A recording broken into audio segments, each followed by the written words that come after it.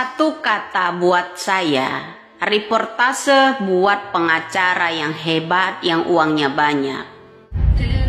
Kasus Pidra, satu kata buat Ibu Widya yang sok pintar, yang sok maha tahu, tapi dia nggak bisa apa-apa. Curahan saya untuk Bapak Presiden Republik Indonesia. Sebelum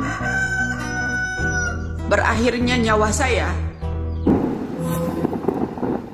Ya teman-teman, beberapa hari yang lalu ada demo di Polres Cirebon. Mahasiswa menuntut agar diselesaikan kasus Vina Cirebon. Ada juga Bu Widya yang saling sindir ya. Mereka berdua, Hotman Paris dan Ibu Widya saling sindir. Bahkan Ibu Widya juga memberi pesan sebelum dia meninggal dunia begitu ya, tentang keadilan rakyat kecil di Indonesia. Masyarakat Cirebon yang tahu kebenaran soal kasus Vina ini. Tapi lagi-lagi biarkan ini urusan kami. Urusan yang mana Pak? Bapak punya kepentingan. Ada siapa sebenarnya Pak di balik kasus Vina ini? Apakah ada takut terbongkar? Apakah ada takut tertangkap? Wah, demo mahasiswa depan Polres Cirebon.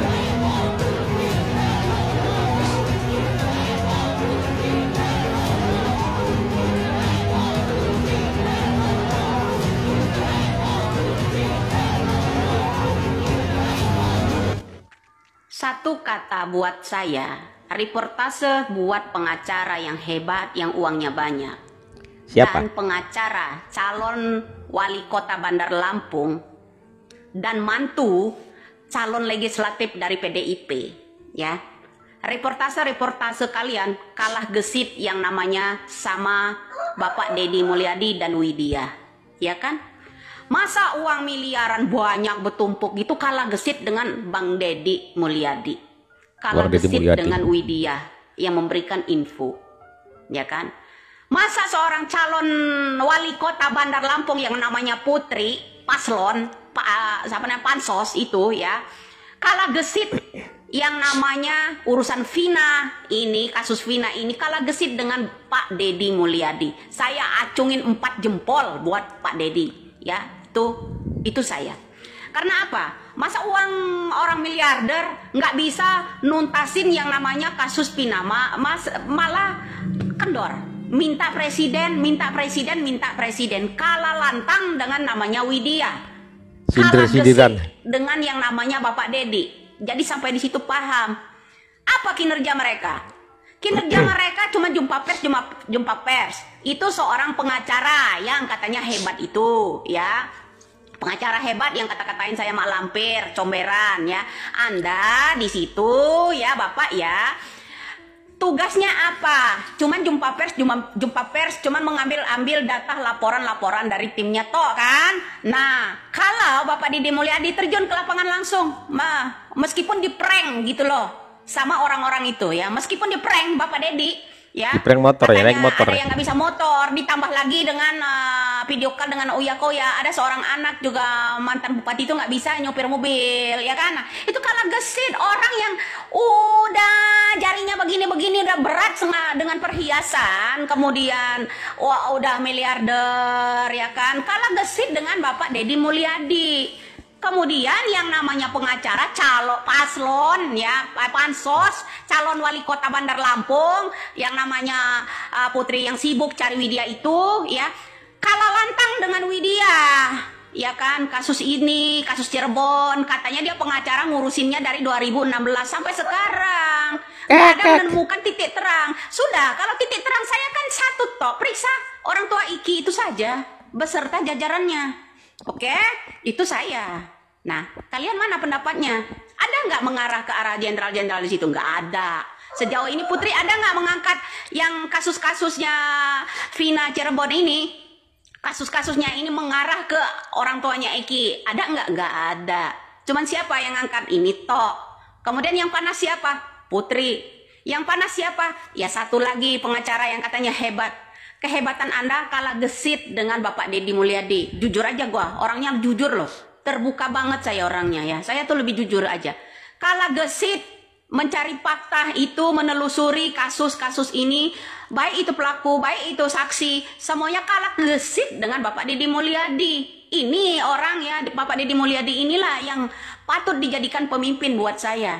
Walaupun Ya, kena prank buat kemarin saya, ya. cocok buat saya yang begini. Kalau calon pemimpin cari cuannya, mengharapkan gift siaran langsung, di komen pada saat dia siaran langsung, marah, ngamuk, ngapain masuk-masuk room saya. Kalau nggak mau masuk room di TikTok, lo ngapain main TikTok, media TikTok? Seorang katanya pengacara hebat, ya kan? Udah gaji lo Berani udah dia. gede pengacara, ya tak? Kurang, ya kan?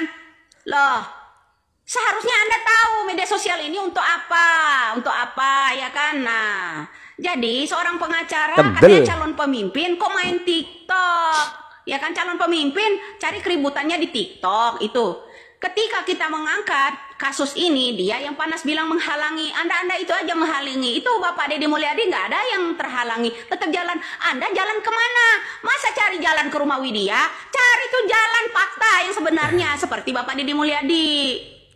Tuh cari, walaupun hasilnya di prank, nggak bisa motor, ternyata motornya gede, nggak bisa mobil, posenya di atas mobil semua, ya kan? Suatu saat netizen ini pinter loh, ya kalau ngaku-ngaku nggak bisa nyetir mobil katanya, itu ya nanti suatu saat ketahuan juga video-video yang pada saat dia lagi nyetir mobil, itu aja, apalagi, ya artinya ini ada unsur untuk menghalangi pemeriksaan buat saya, tapi saya hanya salut aja. Pengacara yang banyak duitnya ya tidak bisa mengusut tuntas ya, cuman jumpa pers, diundang sana diundang sini, itu aja kerjanya, cuman ambil kertas baca tanda tangan, jumpa pers, cuman ambil kertas baca jumpa pers. Aku juga bisa lakukan itu, jumpa pers, aku bisa juga lakukan itu. Mana Keras. kinerjanya? Jalan enggak ke sana, cari fakta seperti Bapak Deddy Mulyadi, enggak ada. Baik itu orang yang siaran langsung terus itu ya, semakin saya sentil itu semakin panas dia, ya kan? Masa calon pemimpin sebagai wali kota sibuk ngurusin TikTok, ngurusin GIF. Calon pemimpin apa itu? Kamu tuh kerja kalau benar urusin Pina itu, cari fakta ke lapangan situ, buktikan. Ya jangan hanya jumpa pers. Ya anak TK juga bisa jumpa pers melulu itu. Tuh yang jumpa pers yang ada di televisi aja, anak kecil itu ditanya oleh pengacara dulu kenapa nggak mau jadi pengacara, karena pengacara itu banyak bohongnya, nggak ada kerjanya selain bohong, ya kan? Keras. Tapi nggak semua pengacara sih yang begitu, masih ada pengacara. Saya yang heran pengacara dua ini aja, ya, yang pengacara dua ini aja. Kalau pengacara-pengacara lain tuh insya Allah berpihak ke saya. Ya kan, insya Allah berpihak ke saya. Ada penemuan titik terang dari saya. Ada penemuan titik terang dari yang namanya Bapak Deddy Mulyadi. Lah kalau yang kedua ini, dua pengacara ini, ya reportasenya apa? Kerjanya apa? Cuma jumpa pers tok. Ya. Ngeri benar? ya bang. Yang ngaku itu ucapan saya itu benar, angkat jempolnya. Salam waras, salam NKRI aja. Kasus Pidra. Satu Dibales. kata buat Ibu Widya yang sok pintar, yang sok maha tahu, tapi dia nggak bisa apa-apa. Satu kata untuk kamu Ibu Widya. Walaupun kamu tahu atau Deddy atau siapa yang tahu tentang misteri di belakang kasus Vina, emang kau bisa apa? Emang Hotman bisa apa? Yang bisa itu kan harus lembaga resmi atau aparat resmi. Makanya Hotman mengatakan, mengusulkan bentuk tim pencari fakta, karena saya tahu kalau mengandalkan jalur pro justisia maka hasilnya hanya terkait dengan persidangan vonis atas Peggy nantinya. Dibales sama Hotman. Misteri sebenarnya tidak akan terkuak. Jadi kalaupun kamu tahu, Deddy tahu, si nenek apapun tahu, lo nggak bisa apa-apa. Orang juga udah tahu ada yang salah dalam kasus ini dari awal. Semua udah tahu. Emang lu udah tahu bisa apa? Nggak bisa kan? Makanya saya mengatakan bentuk tim pencari fakta. Nanti hasilnya diserahkan ke penyidik. Jangan sok gaya terus di medsos. Mene. Emang lo bisa apa sih? Cuma ngomong kayak tante cerewet aja di video, ya? Lu mau ngomong apapun, sekalipun lu tahu faktanya, lu nggak bisa apa-apa. Kita nggak bisa apa-apa. Swasta ini harus secara resmi, secara formal ditindaklanjuti bentuk tim pencari fakta, ya? Jadi saling sindir ya kedua nih.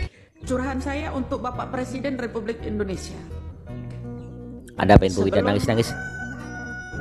Berakhirnya nyawa saya, di dunia ini karena banyaknya tekanan intimidasi. Ya Pak, saya harap Bapak Presiden dan Kapolri membenahi undang-undang, pasal-pasal tentang hukum di negara ini. Itu satu. Tegakkanlah Pancasila itu dengan kokoh, dengan teguh Pak.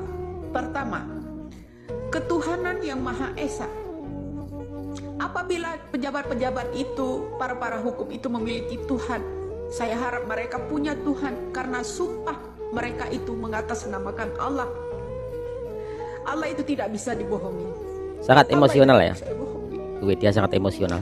kedua, jangan di atas uang sumpahnya.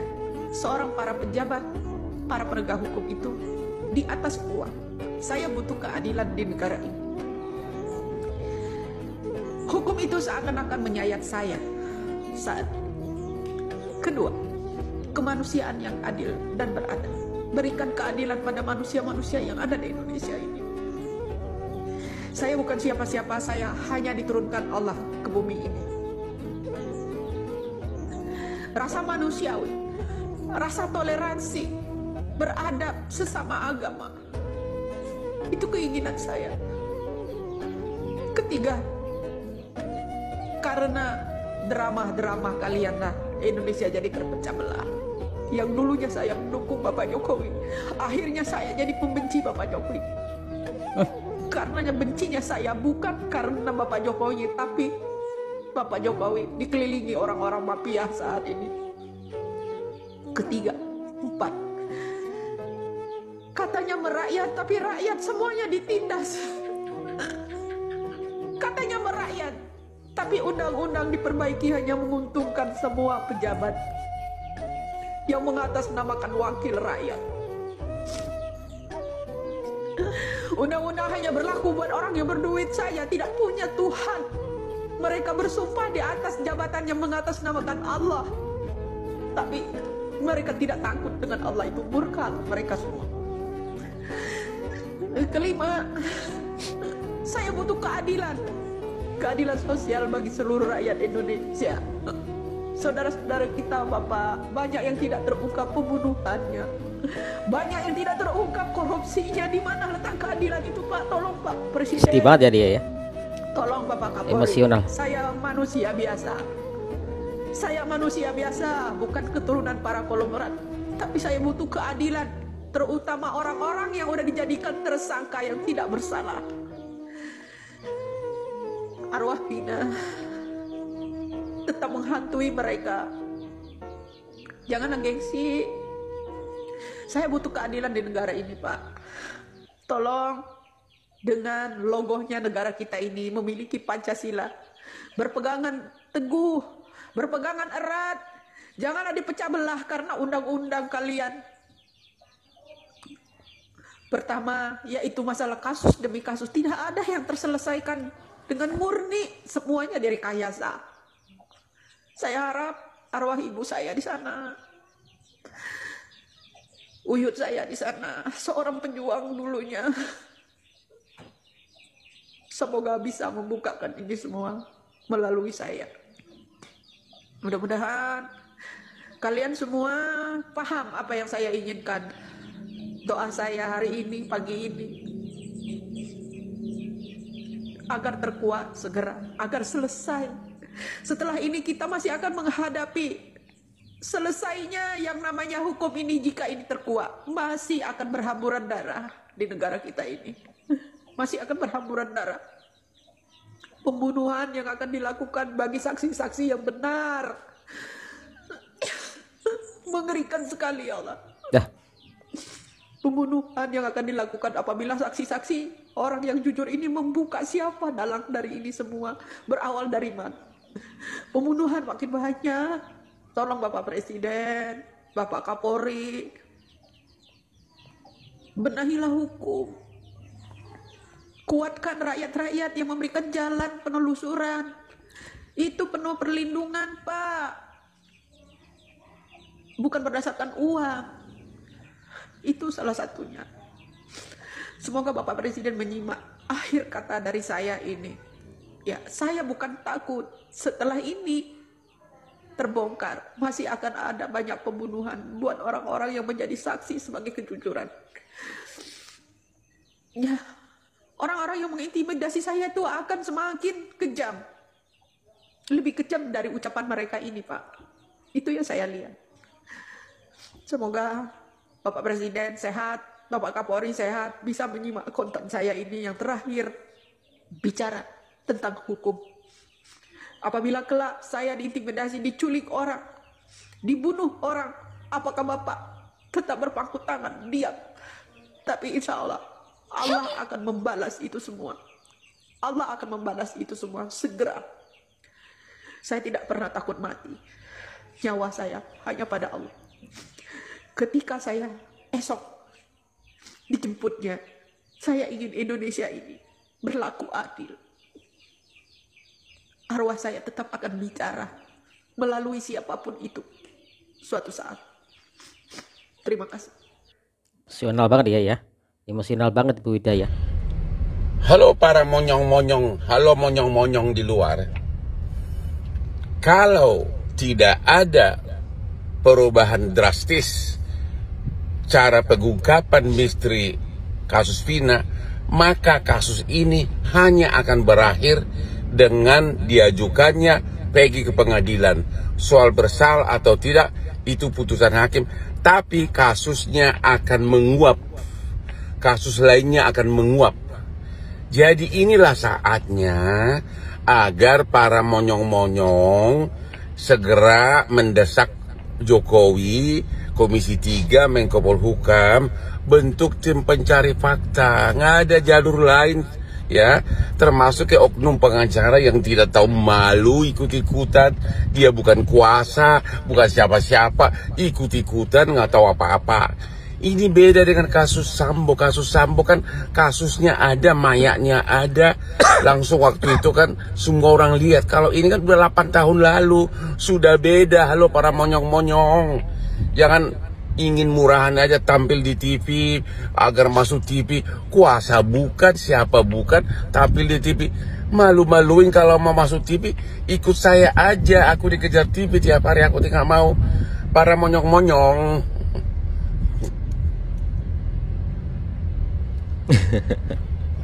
Ya, teman-teman, saya yakin Bang Hotman juga punya pemikiran yang positif, teman-teman. Dia menginginkan hal kebaikan supaya semuanya ini segera terungkap. Dan memang ya, mungkin dia pengen kasus terungkap itu sesuai dengan jalurnya begitu ya. Kalau Bu Widya bersuara lantang di medsos, sedikit senggol sana senggol sini, membuka juga keinginannya baik juga, teman-teman. Ya, jadi saya harap semuanya baik-baik saja. Saya yakin Bu Widya juga seorang pejuang untuk agar mengungkap suatu kebenaran itu, teman-teman. Kita dukung sama-sama. Ya, terima kasih teman-teman. Assalamualaikum warahmatullahi wabarakatuh.